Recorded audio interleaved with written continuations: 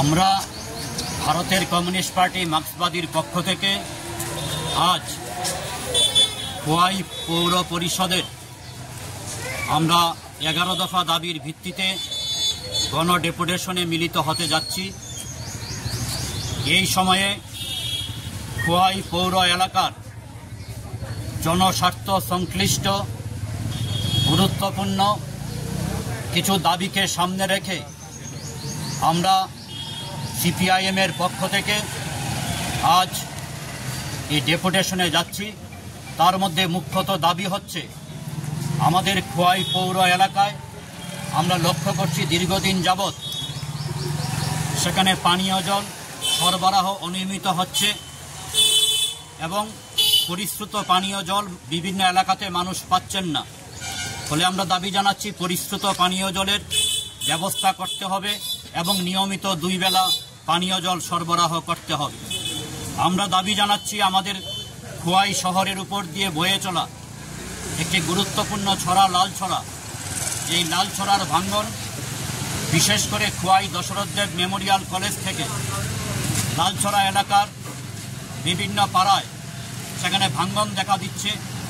এতে মানুষ সেখানে তাদের বাড়িঘর রক্ষা করবার প্রশ্নে চিন্তিত হয়ে পড়ছেন।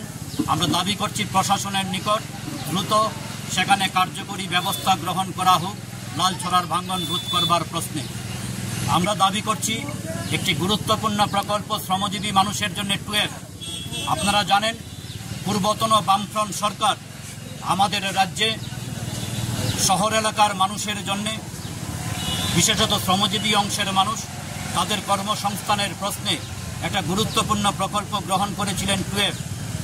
কিন্তু আমরা লক্ষ্য করছি সরকার পরিবর্তনের পর থেকে ধীরে ধীরে 12 প্রকল্পে শ্রমদিবস কমে যাচ্ছে, মজুরি কমে যাচ্ছে।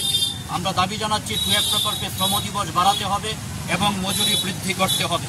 তার পাশাপাশি শহর এলাকার বিভিন্ন রাস্তাগুলি, যে রাস্তাগুলি রুটগুলি সেখানে ভাঙ্গাচুরা অবস্থায় আছে, এগুলি সংস্কার করতে হবে। এবং এই যে বর্ষার সময় আমরা দেখছি বিভিন্ন রাস্তার রুটগুলির মধ্যে সেখানে ড্রেনগুলি সময় মতো পরিচ্ছন্ন না করার ফলে, পরিষ্কার না করার ফলে রাস্তায় জল জমে যাচ্ছে। সুতরাং ড্রেনগুলি প্রতিনিয়ত সেখানে পরিষ্কার রাখতে হবে। সুভাষ পার্ক বাজার এলাকায় সেখানে পার্কিং জোনের ব্যবস্থা করতে হবে।